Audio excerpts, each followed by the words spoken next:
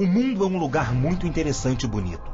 Todos os dias vemos abelhas polinizando flores, bebês nascendo, bezerrinhos sendo amamentados e até esse lindo cachorrinho aprendendo a andar. A maioria das pessoas acredita que a vida é bela. Bem, nem sempre ela é tão bela assim. O ser humano também tem seu lado sombrio e obscuro. E quando ele manifesta esse lado malévolo, o mundo se torna um lugar mais triste e a polícia costuma ter mais trabalho, porque o número de crimes cresce. Todo crime fornece uma cena do crime, isto é, o exato local onde o delito foi cometido.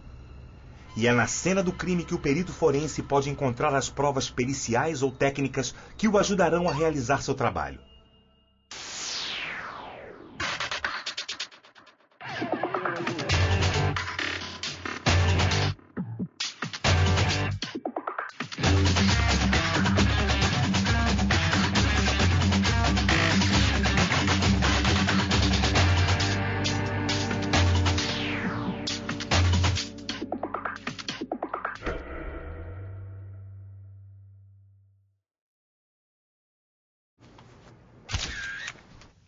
Mas vocês sabem o que é química forense? Como ela funciona? O que um perito forense faz? A química forense pode ser definida como a parte da ciência que aplica os conhecimentos da química e áreas afins aos problemas de natureza judicial, utilizando-se de métodos analíticos. É por isso que os peritos forenses não trabalham com suposições. Na prática, eles coletam vestígios com pinças e cotonetes, buscando as evidências científicas que se destinem a afirmar convicção sobre a verdade dos fatos. Ou seja, os peritos trabalham em cima das provas, e as provas não mentem. Tanto é que lá no século I, o romano Quintiliano, talvez o primeiro perito forense em ação, descobriu que um homem assassinou a própria mãe depois de analisar vestígios de sangue nas mãos do culpado. De lá para cá, os avanços no conhecimento científico deram suporte às investigações das mais diversas provas.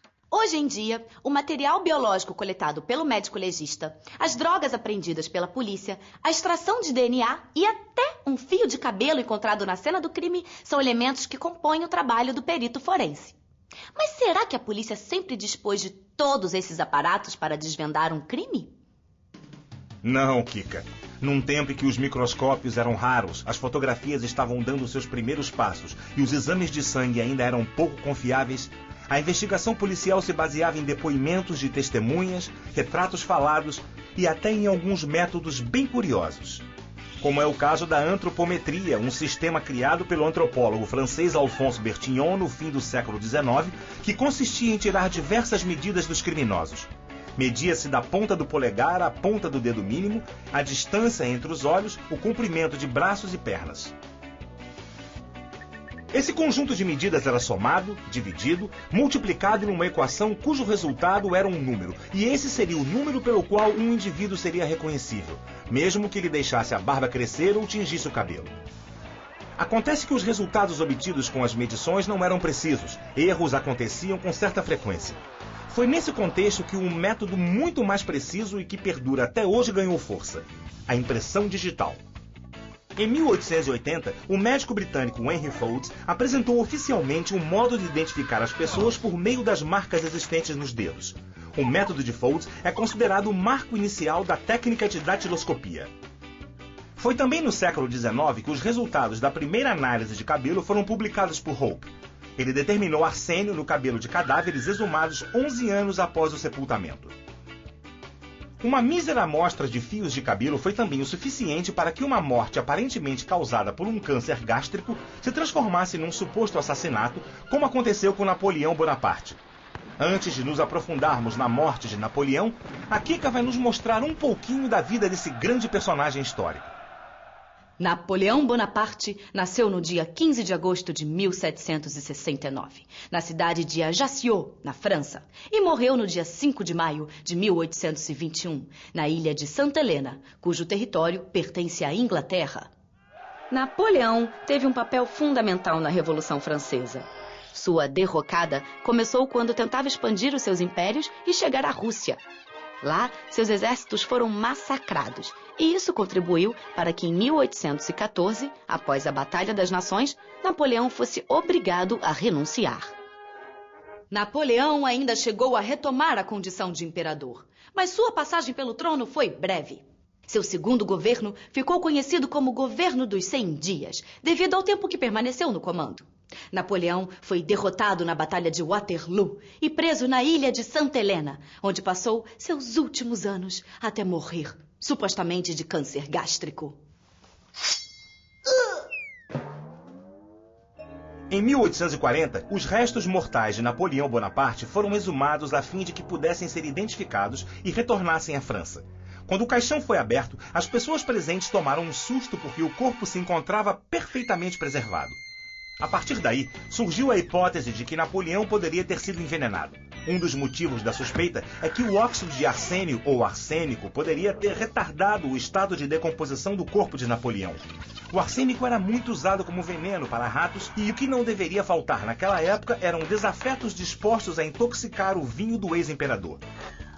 Em 1961, o Dr. Stan Forsfoot publicou um artigo na revista científica Nature, no qual a análise química de um pedaço de cabelo de Napoleão revelou uma quantidade de arsênio muito acima do normal. Esse resultado sugeria que doses altas de arsênico foram absorvidas em intervalos aleatórios. A hipótese de que Napoleão tinha sido envenenado ganhou força. No entanto, algumas perguntas ainda continuavam sem resposta. Qual seria a verdadeira fonte de contaminação? Já que produtos contendo arsênio eram relativamente comuns no século XIX em formulações de pesticidas, cosméticos e fármacos. Alguns pesquisadores sugeriram, inclusive, que a fonte mais provável de todo esse arsênio poderia ter sido um tônico para cabelo. Outros sugeriram que Napoleão poderia ter sido contaminado pelas vias respiratórias devido ao pigmento verde, arsenito de cobre, usado no papel de parede no seu quarto em Santa Helena. Quando expostos à umidade, esses papéis de parede viravam culturas de um bolor que exalava trimetilarcina, um gás fatal.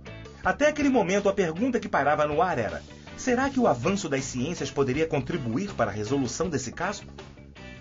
A resposta nós só saberemos no fim do programa.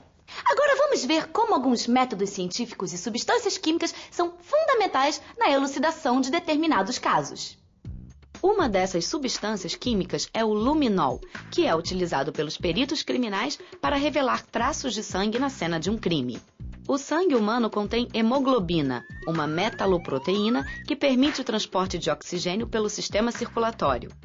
O ferro presente na hemoglobina, por sua vez, funciona como catalisador, promovendo uma reação quimioluminescente extremamente sensível de traços de sangue com a solução do luminol. Nesta reação quimioluminescente, o luminol é oxidado pela água oxigenada, resultando em um produto chamado 3-aminoftalato. Então, os elétrons presentes no estado excitado desse produto retornam rapidamente para um nível de energia menor, emitindo a energia em forma de luz, daí o nome luminol. Para ilustrar a importância da química forense para a prática investigativa, vamos pegar o exemplo de um crime mais recente de grande repercussão mundial. Em 1994, o ex-jogador de futebol americano e ator O.J. Simpson foi acusado de assassinar barbaramente sua ex-mulher Nicole Brown e seu amigo Ronald Goldman. Os dois foram encontrados esfaqueados na casa de Nicole. A polícia se deparou com uma cena do crime com muitas provas latentes. Peças de vestuário, pegadas e uma trilha de sangue que revelava o caminho seguido pelo criminoso. Seguindo essas pistas, os policiais chegaram à casa de O.J. Simpson. No local, eles obtiveram novas evidências: manchas de sangue em seu carro, nas suas meias e no chão do jardim. Exames de DNA comprovaram que esse sangue era das vítimas. Todas as provas apontavam O.J. Simpson como principal suspeito pelo duplo homicídio. Contudo, o julgamento do século, como ficou conhecido a batalha judicial de O.J. Simpson, ainda nos reservaria algumas surpresas.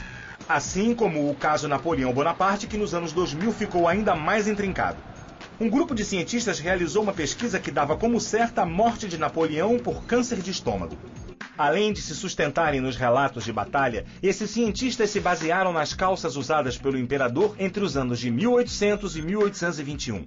O exame das vestes, que diminuíram com o passar do tempo, serviu para comprovar o emagrecimento que acomete as vítimas desse tipo de câncer. Se por um lado o caso Napoleão Bonaparte ainda parecia nebuloso, por outro o crime envolvendo Nicole Brown e Ronald Goldman se aproximava do fim.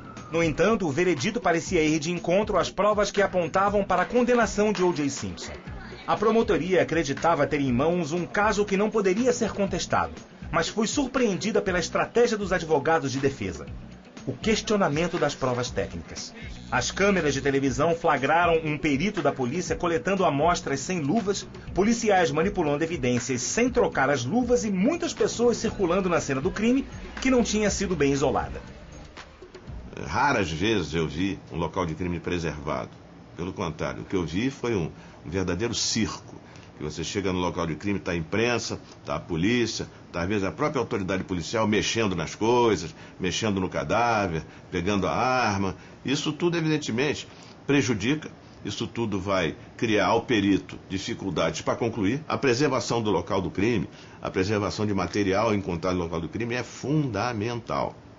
A defesa de O.J. Simpson alegou negligência no manuseio das provas e contaminação das mesmas, acusando os policiais de possível fraude. As provas foram desconsideradas e o réu absolvido. Se O.J. Simpson conseguiu se livrar da culpa graças a uma boa estratégia de defesa e muitos milhões de dólares gastos com os advogados, Napoleão Bonaparte não teve a mesma sorte. Afinal de contas, ele está morto há quase 200 anos e as especulações sobre sua morte continuam até hoje. Como se não bastassem as duas hipóteses anteriores, em 2009 o nefrologista dinamarquês Arne Sorensen recuperou documentos da época das batalhas e concluiu que Napoleão Bonaparte foi vítima de uma intoxicação renal. Seu argumento se assenta principalmente nos episódios de demência temporária que aparecem em seus relatos pessoais e são associados à doença. Segundo Sorensen, Napoleão não foi envenenado, muito menos acometido de um câncer no estômago. Sorensen afirma que Napoleão sofria de uma disfunção urinária que culminou numa infecção renal. A dúvida sobre a morte natural ou assassinato ainda paira no ar. No programa de hoje vimos como a química forense e outras áreas correlatas vêm se desenvolvendo e trabalhando lado a lado com a polícia para que crimes complexos se tornem cada vez mais simples. Apesar do mundo não ser um lugar muito simples, apesar do ser humano ter um lado sombrio, apesar dos crimes e apesar de todos os pesares, o mundo continua sendo um lugar interessante e bonito. Não é mesmo, Kika?